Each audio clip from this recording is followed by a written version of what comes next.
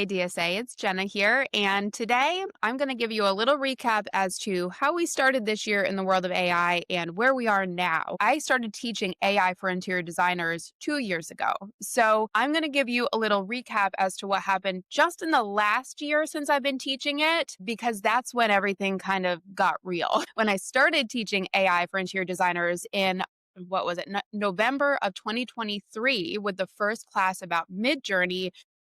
It was weird. Like, images were weird, but a lot of people saw that this could be a really good thing for us to be able to visually communicate with our clients at a much faster rate.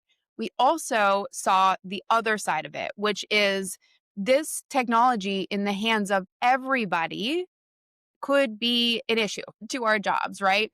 And I don't mean to laugh, but like it could be an issue, right?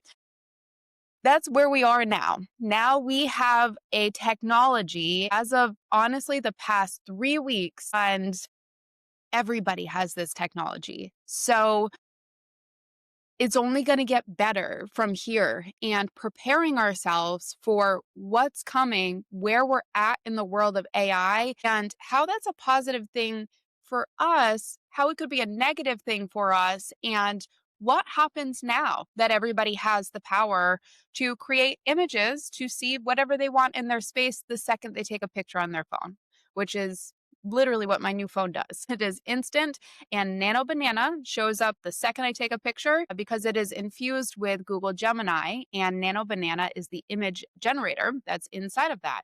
That is now inside of my new phone. Crazy. Things got crazy. Let's talk about it. Okay, I'm going to actually go through my Instagram because I have been documenting the start to where we are now for 2 years. So it is all on my Instagram because I want to be able to see it and document it and say, like, it was there before AI was good, before everybody jumped on the bandwagon and now loves it because it's great. I was there when it was not great. And here's how far we have come and what I've learned in the meantime, because I feel like there's something to be said about being an early adapter to things and like being the ones that set the trajectory for the future of a technology or something that's going to shape the way that an entire industry moves forward when a technology is released.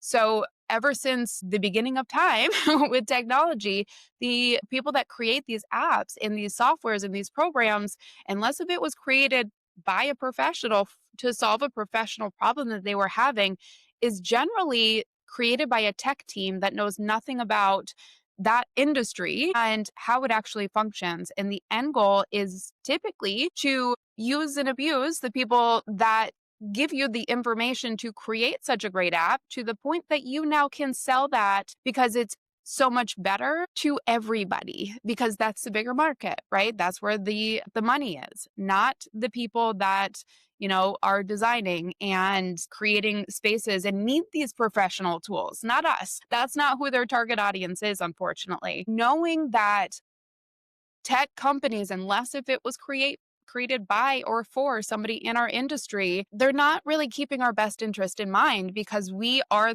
the lowest hanging fruit of all of these industries.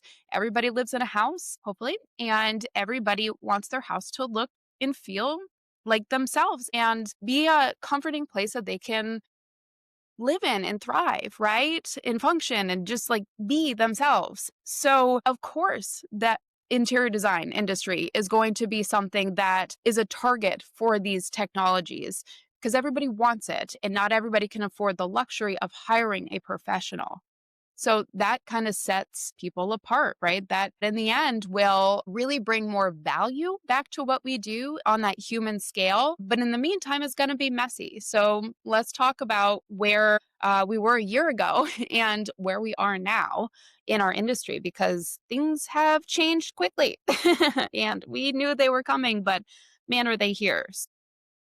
So a year ago, I was sharing, different video because video was out and I was using Midjourney and stuff like that. But it was not good, not in the way that it is right now. So things were super duper weird, but video was starting to come on the scene. I also was sharing a lot of apps, like a lot of different choices that you could potentially look at. And the reason for that is because like all of these apps were starting to come out with, new AI features inside of something, or they were specifically a model that was a large language model or just AI, right? So not really wrapped around another program, but like this was the one goal for a specific tool. Since then, majority of the ones that I had recommended previously now are, for the most part, obsolete. Like the list that I'm looking at right now in front of me, I have eliminated the majority of the options that I share on my list.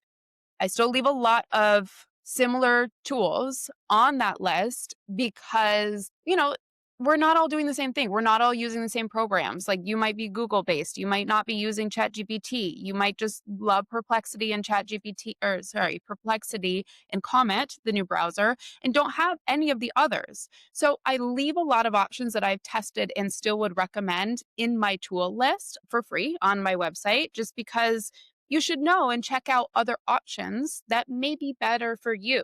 However, the consolidation in in these apps and the amount of things that you actually have to pay for every month has gone way down. And the reason why is because the larger language models such as ChatGPT or Gemini by Google can do it now. So for 20 bucks a month, why pay for something else that does the exact same thing and then you have to pay a monthly or annual subscription and you're locked into something that you could just do in your regular chat box now. You know what I mean? So, for that reason, a lot of things like transcribers and, honestly, a lot of these image apps have now become obsolete. So, one of my favorites, Visual Electric, which you probably heard me talk about earlier in the year and last year, that was, we'll say, a fantastic tool for designers. It was a generative imagery and then turned video tool. And it was great because you had a workspace, and on that workspace, you could create images and kind of move them around and do some editing, and create nice like whiteboards that are working project boards. And then, towards middle of this year, it started to also create videos. So you would be able to, and really good videos. So you would be able to create your image and then right after that, turn that image into an animation. Now, they use a lot of different models inside of one program. So think of this as a lot of these tools as a designer. Let's think of it this way. The AI that they're using is, we'll say, wholesale product. Okay. You can go get it from somewhere and adapt that into your tool if you were a developer, into whatever program you were developing. Okay. You go to Gemini, you go to ChatGPT, you take what's called an API and do your developer stuff. And then basically that now becomes part of your tool and does the function from whatever that model is doing. Maybe in this situation, creating really great images. But let's say that raw material that you got from that wholesaler is just does what that one thing had trained it to do. Now that you have it inside of your app, your job is to basically like create the wrapper around it. How does this work internally within your app in a different way than if I were to just go over to ChatGPT and ask this question? And there's a lot of value there where it's like, now you don't have to go and chat and have all these conversations to get what you want. We've created an app that was already great. And now we've started to introduce all of these different AI tools from different models that do different things. So now you've got our great app and the power of AI in a way that works with our tool. I hope that makes sense. But now, in situations like this with Visual Electric, where they were using a lot of different image generation tools from these large language models, so you had a lot of things that you could actually toggle and say, I want to see Flux create this image, or I want to see ChatGPT create this image in Gemini or Imagen. And you would basically be able to say, like, this is the model. Let's see the output with the same prompt and be able to not have to flip between apps and have all these subscriptions. It was all in one. And then they introduced video and then same thing, like all these different models to create the video. So Perplexity purchased, they actually acquired Visual Electric over the summer, I want to say. So if you remember from previous conversation, Perplexity has always, since the beginning, been my go-to for research because it is a research tool. It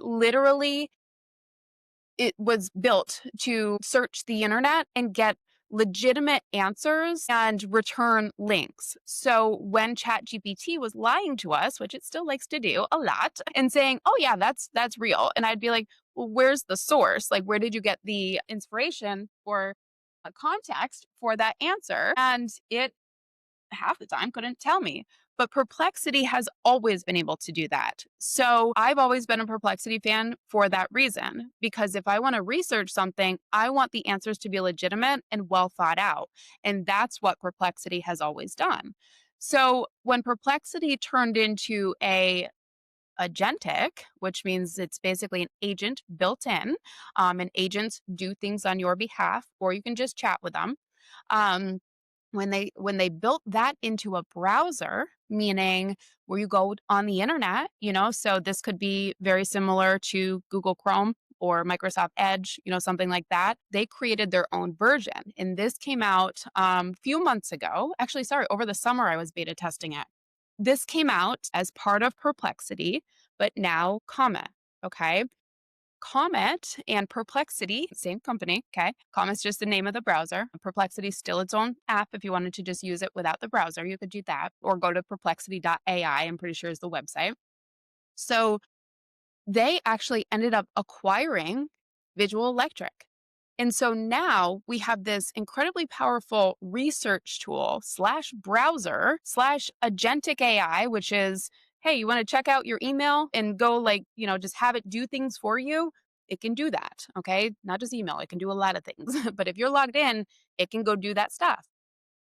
So Perplexity has never technically been its own large language model, meaning it's not like ChatGPT. They didn't train it themselves from scratch. They took different models, so, Grok or ChatGPT or different large language models, and they, like Visual Electric did with the image side stuff, they took these large language models that are for research, for learning, all of that stuff, and they made it so that you have options when you're searching. So maybe you wanted to search using ChatGPT and then you like the way that that output is, but it's still basically Perplexity's core program, but it just uses different models to search for things. So when they acquired Visual Electric, now we've got kind of the best of both worlds. I have not yet seen Visual Electric's integration inside of Perplexity. And maybe it's there, to be honest, but maybe I just haven't seen it because I create all my images in Gemini in Google, and I create apps for that, which is a whole other thing that we can talk about here in the end. But I haven't seen it yet. So I'm just kind of waiting because I love the program. I love both of those. It'll be interesting to see how Visual Electric now comes into play since the acquisition inside of this browser with their really excellent image generation tools. So, all of that to say, the consolidation of apps and programs that I have been doing in the past, we'll say 8 months now, has been a constant thing. It's stopping using individual apps that I used to use that would do things that utilized AI or stable diffusion to create imagery for interior design. So honestly, every single one of those apps that I previously would have recommended, now I do not recommend because I can do that in ChatGPT or more specifically, Google Gemini at this point in time in with better accuracy. A lot of those apps, in the end, I don't know that they were really built for us. I always try to, if I'm meeting with developers about these tools, I was always trying to make sure that we were the ones that weren't going to get screwed as professionals when these apps were built, to be totally frank with you. Some of them I thought really could be detrimental. Some of them I really thought could be good things, could be doing good things for our industry. And there's a couple out there now, and they're on my list, and I do think that. Um, but for the most part, there was this app boom where, all this technology came out. And between 2023 and 20 and where we are now, honestly, there was all of these developers that were getting funding from these large companies and, set out to create these apps that they thought were going to be something really amazing and they were going to make a lot of money when they sold, only for all of these large language models to turn around and basically say, "Oh, that's cute. Thank you for making this for us. We're going to use it now." And, you know, that wiped out all of these apps for the most part, because you give somebody the technology and they build something using what they've created and then what uh, you built as the AI to put inside of that app. And then the AI gets good enough that the app is no longer needed, right? Like, why? When I could pay $20, would I do that? So that's kind of where we are now, is that the majority of the apps that a year ago I would have recommended to you, I don't anymore. At this point, the majority of things that, even to this day, some people are still downloading and paying for apps that help you with dictation and transcripts and recording meetings. People are still paying for those. And in the beginning, I was like, yes, we need all of these, especially Plod or something that is like a external device from your phone that you can carry around with you and still be able to do stuff on your phone while it's recording and taking all of your notes for you. Now, that type of device right now, for me, I think is the only one that I would recommend, because you don't need your phone to be on and you can take phone calls and record them. You can also, just carry it around walkthroughs and stuff like that. And it's recording for you and you can be on your device at the same time. But now, if that's not something that you need in your day to day, like me, like I do not like talking on the phone. That is going to be the last thing that I want to do, is go find my Plod, set it up for a phone call, record that phone call. I just use Google Meet. Like, it's free. It's already included in my G Suite that I'm already paying for. And it's so automatic. So like, I will send out a invitation to something. Here's my availability, because that's all right in there too. I set that per different schedules and I say, here's a 30-minute call. We meet for the call. First of all, they booked it, goes right on my calendar, their calendar. And then from there, we get on the call, I hit record, or I've already got it set up to take the transcript from the get-go. It transcribes. It immediately is putting that transcription into a Google document in my drive. When we get off the call, it also will give me notes. It'll put the full transcript in there. It'll say, here's next steps. And then I can chat with it. I can have conversations and be like, okay, what about this with the transcript? Whatever, because it's in a Google Doc. Once the meeting has finished recording, because if you wanted to toggle on, which is totally your choice, in addition to the transcriber for words, you can also record your screen. So like the whole video. If you do toggle that on, then once it's done recording, instantly hits the top part of the notes that it recorded for you. And it puts the recording right there. And that recording is stored inside of your Google Drive. Once these things are done, you can also set up triggers to just send to every person that was as a guest on that call. And they immediately get the notes, the recording, all that information. So why would I need a third party that can do this when I already have this inside of my Google system? Like, this is part of the reason why I've consolidated, because why would I need Zoom? Why would I need Loom? Honestly, that also now is also a recorder that can join your meetings, which I do leave because it's a backup. And since I already pay for Loom to record my videos and stuff on my screen, I have it. So it's a nice little backup thing because it will join all my meetings, but I don't need an extra program that also records, that also take notes and does all this. Because I'm a Google user, it's internal and it is so built in to the automations and workflows.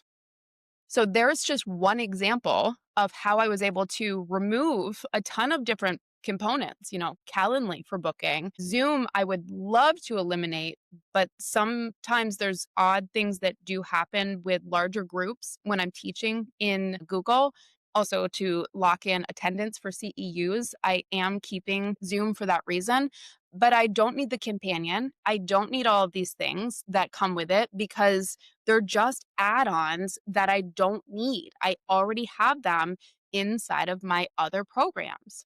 So I really really want to suggest that you look at the tools that you're currently using. Google, Microsoft for Copilot, even ChatGPT, and look for their AI inside. And then when you go to do something, maybe that's look at a spreadsheet, maybe that's, schedule an email or something or write an email. Look at their options inside for what if I just ask Gemini to do this? Or what if ChatGPT can do this with the new agent mode and the connectors, which are basically how you connect your tools, your outside tools to these models. They're called connectors. They'll be in there too. So consider where you might be missing AI that you already have access to, that you're already paying for. Another little tip for you is for these apps outside of the larger language models that I don't see going anywhere anytime soon, I don't pay for an annual subscription because of this. I don't know that they're, first of all, still going to be a company in a year. I also don't know that the tool's not going to be obsolete in 2 months. And then I have just paid for an entire year of something that I probably should have canceled from the get go because it's no longer helpful and there's better things out there.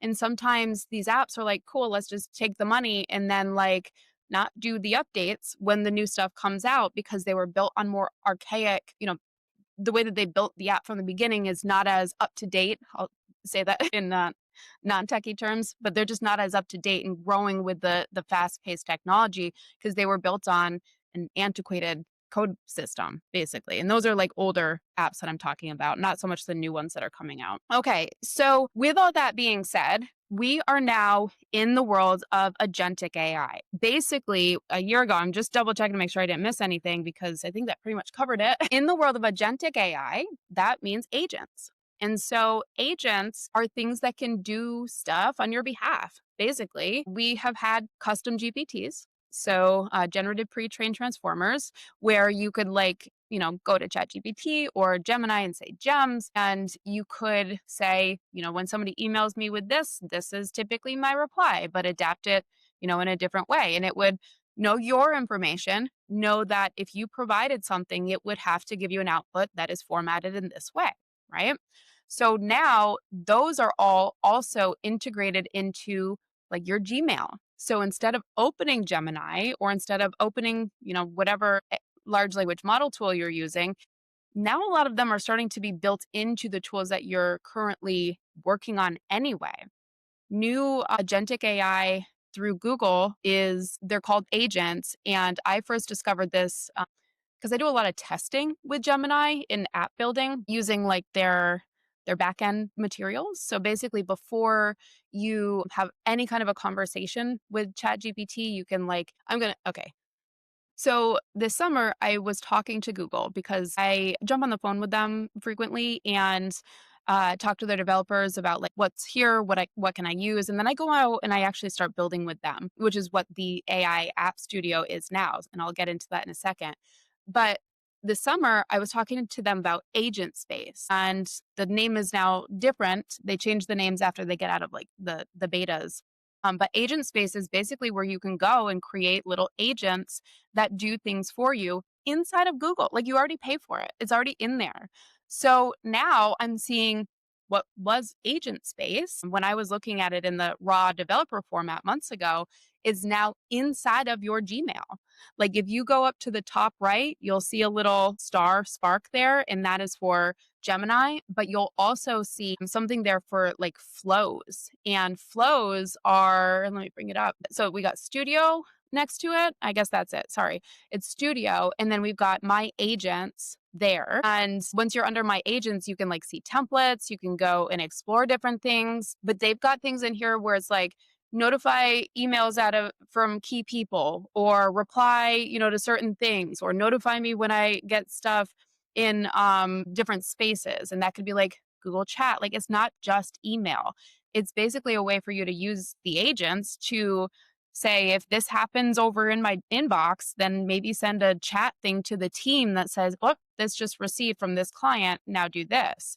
Very similar if you're familiar with Zapier or Make that I've talked about before. Zapier is not new. It's been around for a very long time. But basically, it is like that middleman where if this happens on this website, then this happens over here. And it's setting up triggers.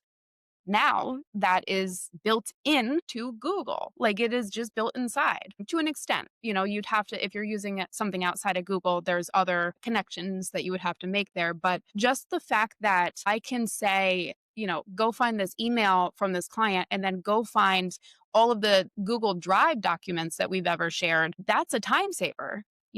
Just looking through our albums using AI, on our phones, in our Google Drives, maybe Microsoft or Dropbox, wherever you store your file storage, it is here and it is helpful and it is built into a lot of places that you probably already use, but maybe haven't just hit that AI button. Maybe you haven't hit Copilot or you haven't hit the Gemini option. Try it out, because by doing that and getting more familiar with what is already inside your tools, you can probably start to eliminate other subscriptions. Okay. All right. Last part here.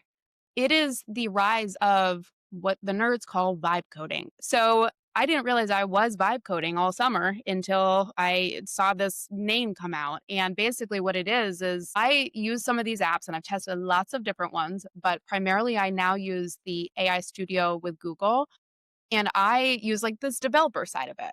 And vibe coding is basically chatting with your developer tool, like a person, and saying, I need an app that does this. Build it for me.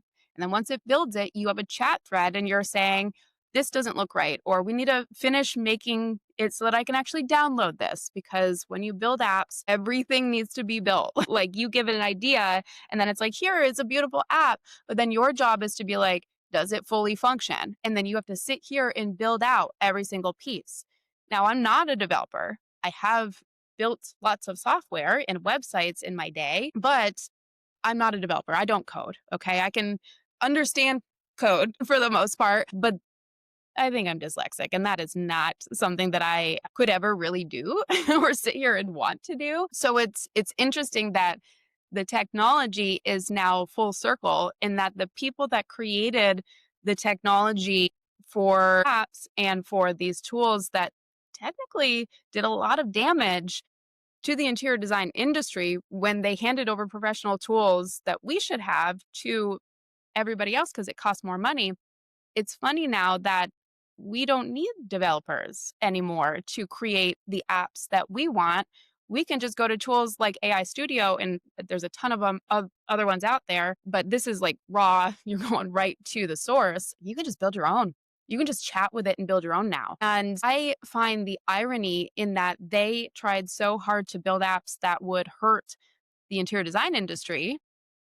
Now they've built their own demise. Like they have built an app that now removes the need for coders. If you're not somebody that is tech savvy or in any way, or have ever built an app to fruition before, this is probably not for you. Okay. Not yet, at least, but give it a year and let's talk about this in a year, because while I know what I need to do in order to get this live and connected outside of what is like a staging environment. Basically, it's not like live, you're just building it until it goes out and it connects to stuff that we need it to connect to. I'm not going to get into the weeds there, but in order for other people to be able to use it, there are some steps there. So, if you want to build apps for yourself that use Nano Banana and the tools, go for it. You can do all of that in the back end of these programs and just never really like make them fully live for everybody else to use. They could be your individual tech like app suite for only you or for only your firm. And they could be way more than just creating images. Because I want to remind you that AI is way more than just creating images. I know our industry is like all up in arms and excited also about the new technology to create images in real time with real product to show clients stuff. But what if you could just put in a voice clip about a recent project and turn that into a blog post? That to me is way more beneficial as a business owner than being able to create images really quickly. I've been able to create images really quickly for a very long time, using Canva or Photoshop or rendering or whatever. Now it's faster, definitely, but everybody has these tools. So if you can't market faster and communicate and get the leads faster and then work on the projects faster, what does it matter? What does it matter if you're not getting the business? So the back end work that, it takes 27 people to run a business, but it's only you. That's what's exciting about all of these things. That's where you can create apps that are note takers or to do lists, or just if I say this into the transcriber, then I need you to do that with it. We have the technology to build anything you can imagine in your wildest dreams at this point in time. And that is the future for the next year. That's what's coming. Okay. I've been doing this since this summer. I've built almost 90 apps at this point, and I am actually releasing these apps to my members in the new CEU certificate program, full scale, and limited light versions to my daily month to month members over on AI for Interior Designers. So if you want to not build your own, but see the latest and greatest in technology, come join us. I highly recommend that you do, because it's not just apps. That is a huge component, so that maybe you can cancel some of your other stuff. Or if you're not a Gemini user and want to explore Nano Banana and all the great editing tools that come with it, or just research tools, because it is Google, remember. So like they got the research there too. Then maybe you check it out, because in addition to the CEU, like you can actually earn CEU credit, and the ongoing workshops that I'm offering throughout all of the year and going forward, we're building an ethical business using these tools, and we're having the real conversations about what is happening in our industry now that everybody has access to these, and how do we set ourselves apart and utilize them as tools, tell our story, get new clients, work smarter, and be able to really utilize what we have at our fingertips without it being a detriment to us. And right now, that's a fine line where it's a wild west out there with all of these tools. And the only thing that we can control is what we can control in a day-to-day basis. So that's what I love about teaching, is that, if you don't already know it, I would love to show you some cool things, but also I want to do it in an ethical way that you can feel good about using AI, and also know that like it's helping you. It's not just this thing that you have to add to your plate. It is something that's already in there. You just need to turn it on and just use it so that you can start streamlining a lot of different processes. Okay. It's not that bad anymore. That's a good thing and a bad thing. It's not bad at writing. It's not bad at images. It's not bad at video. And that's the breaking point where a lot of people have been nervous. And we're there now. So I think it's time for us to have those conversations, be very aware of what is out there on the market, how this could potentially hurt or help us, and then capitalize on something that brings you joy in your business and makes you happy and makes you feel good about helping your clients in an ethical way. So that's all I got for it today. I hope that that gave you a really great recap as to where we are in this industry right now with this technology and where we're going to be going, because while creating all these apps and agentic AI that's here now, what's coming after that, that's kind of scary. And that's something that I don't want to talk about today, because one thing at a time. But what's coming after that is basically super AI. And that is where I don't think there's enough regulations on the AI that we have now for us to be able to go to the next level. So I'm really hoping to see some legislation, some checkpoints and boundaries on the usage. And for that reason, also, that's why I like to use Gemini, because Google owns all of their own products. They don't rely on a third party like ChatGPT for their chips, for their power plants, for any of that stuff. They have their own. T does supply everybody else with the AI. And when one thing falls, so many other things can topple as well. So, if one core source is not using ethical AI and doing it in a way that, the people using their tools should also be taking into consideration, that's when we're going to really start to see issues as the AI gets better. So, for that reason, I do like Gemini and Google, because they do put on restrictions and they do watermark and they do say, if this image that you're uploading is not yours, you cannot upload it. And I respect that. And that's something that I've always taught as well. So it aligns with my values. And, I know it's not foolproof. I know that terms and conditions change constantly, but I also know that it's something in a world where there's nothing for regulation. So we can control what we can control. And that's it. We just need to do good in our own day to day. Okay. So that's it for today. I hope you guys have a wonderful rest of your year. I really hope to see you in some classes or even in the app studio soon.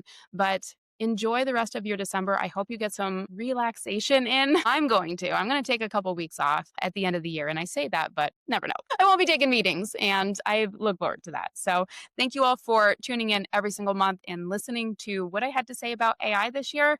It's been really great to get to know you. All right. Thank you.